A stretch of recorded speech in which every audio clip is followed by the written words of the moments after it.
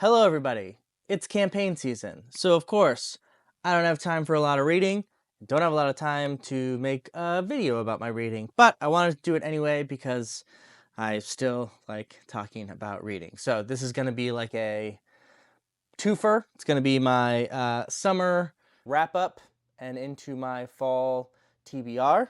Minnesota is very excited about it. You've seen Minnesota before. This is her. She loves reading in that it makes me sit down so she can lay on me. There you go. So summer wrap up, again, during campaign season, it is just tough to have time to read. So I just don't read as much as I would like. There's a couple like larger books that I'm just slowly working my way through. I may have mentioned them before, I'm not sure.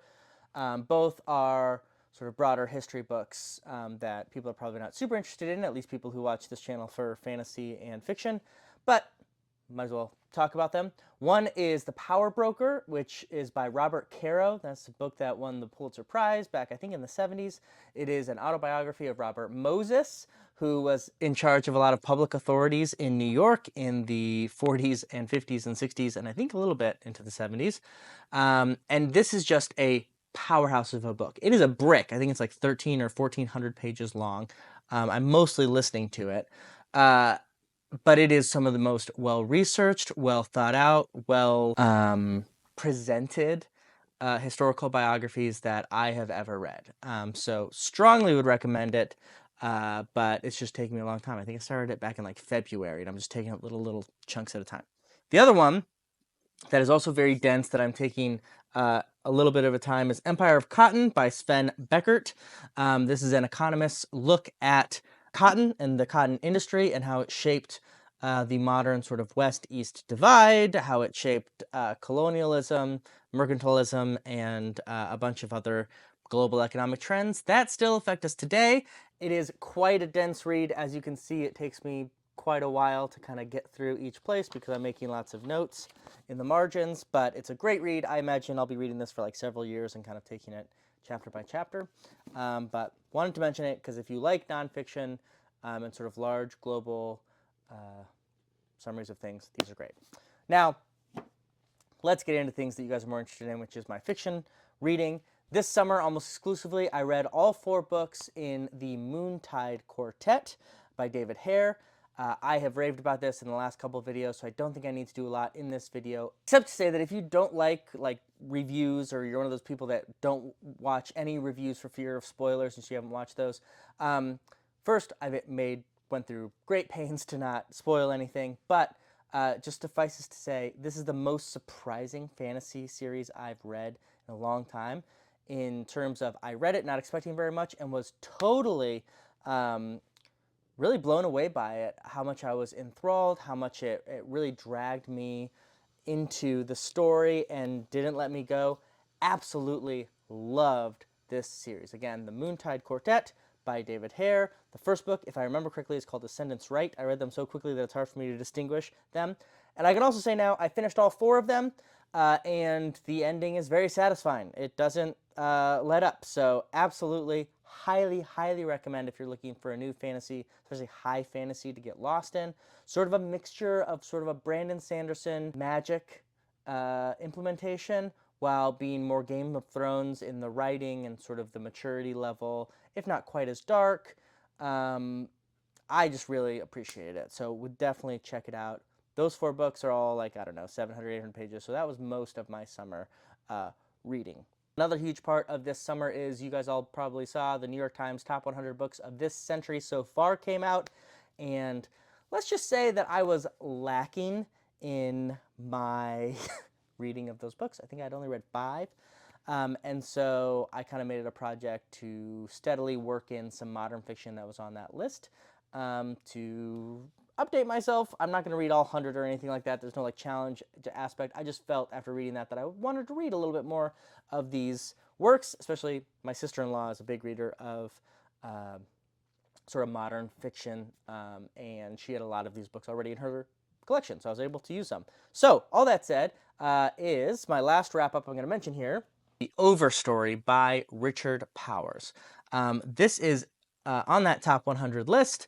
It's a fascinating book about Trees. Obviously, it won the Pulitzer Prize.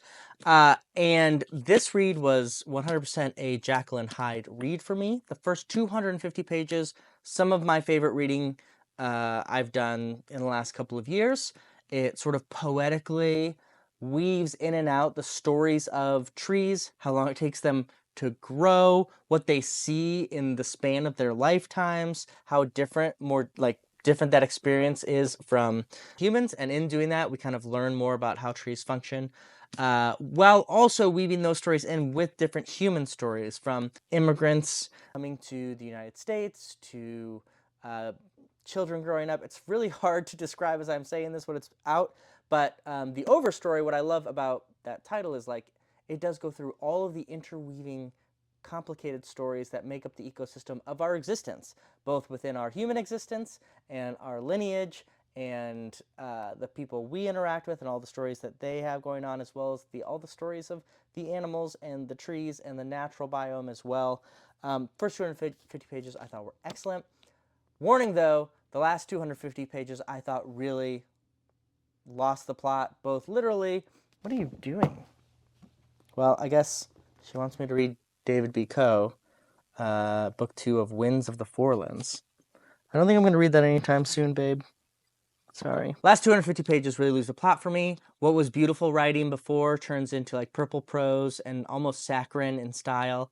And I just did not like the last 250 pages. So I kind of gave this a 3.5 star. I understand why some people really, really love it and were affected by it. But overall, I felt, especially the last couple hundred pages, steam was lost. So that's my wrap up of summer, but let's talk about fall TBR. It's not quite fall yet, but it's close. Right now, I am reading Exit West by Mohsin Hamid. This is a sort of sci-fi adjacent, not, I wouldn't quite call it sci-fi. Again, this was on the top 100 list from the New York Times of books this century. It's kind of a mix of a love story with a story about escalating violence in our world. I mean, I'm only in chapter 3. So far, people have fallen in love, but I think the idea is eventually the city that they live in, the tensions are going to continue to rise, and they escape through like these weird portals that suddenly start showing themselves throughout the world. They call them doors, I think. Obviously not like regular doors, but like doors to some kind of other dimension. Seems very, very mysterious, but I'm loving it so far. Book 3. Notice it's a shorter book because as soon as I finish this, I am transitioning to spooky season.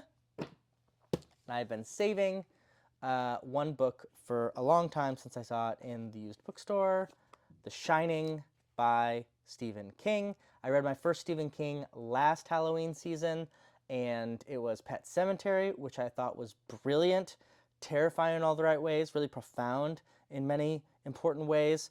And so I'm really excited. This is going to be my 4th foray into Stephen King. First, I think in like a straight horror. I guess Pet Sematary is probably straight horror. The other ones I read the first book in the Gunslinger or the Dark Tower series, and I was kind of hit or miss on that. I read his nonfiction on writing, which I actually quite like. And this is going to be kind of maybe one of his classics that I haven't read. I obviously love the movie. I'm a big film guy. Kubrick's The Shining is fantastic. I'm actually going to force my wife and brother-in-law and sister-in-law who live in the same house with us to watch it this year because they don't normally like horror, but I think that is one of those horror films that everyone should see. Really, really great. So I'm so pumped to get into this. If I still have an appetite for scary stuff, this is kind of an open spot. So in the comments, if you have like a big recommendation of like classic horror, especially like within our fantasy or sci-fi genre, please feel free to put it in. But one that's been on my shelf for a while that I wanted to dig in is Mexican Gothic by Silvia Moreno Garcia. I have heard kind of hit and miss things. I know people who really love this book. I know people who have been sort of like mid on it. But it's a short little book, and it's supposed to be kind of fun and different. So I think probably this will be where I go. But if you have other recommendations, let me know. Now, let's go past this to other books that I want to read this fall-ish. All 3 of these are on the top 100 list. The best books of the century according to the New York Times. Now, I will probably sprinkle in some other like single book in genre fiction. Specifically, I'm looking for some fantasy standalones or some sci-fi standalones, as I said. I'm considering maybe some Le Guin. I'm considering maybe picking up another Guy Gavriel Kay book. I still haven't read Tigana, which a lot of people love, but I haven't decided on that, and I needed to make this movie or video, and I was gonna miss it. So these are the three that I know for sure I'm gonna try to hit. Evicted, Poverty and Profit in American City by Matthew Desmond. I think the title is pretty self-explanatory about the housing crisis here in the United States that is happening. Atonement by Ian McEwan. I'm never quite sure how to say that. This is another movie or another book where I've seen the movie and quite liked it. But don't remember it. It was several years ago. I don't think I remember clearly that the book's not going to be very fun. And this is an author I've been wanting to try for quite a long time. Obviously has a lot of important works. And then another author that I think people will be surprised is going to be my first read, Bel Canto by Anne Patchett. I know a lot of people, especially in my circles of BookTube, read Secret History first. No, that's Donna Tartt. Why am I conflating those? Anyway, whatever. I don't know why I said that. I'll probably just leave it in the video because editing's hard. Bel Canto, my understanding is these are people who are at like an opera, like a show at the opera, and are taken hostage by maybe it's terrorists, maybe it's like robbers. I'm not sure exactly what, and that's kind of the mystery, I think.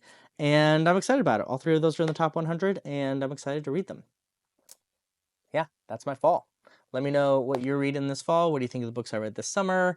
And recommendations for maybe some standalones that I could pepper in for scary season and beyond in the fall. So thank you all. First in, last out.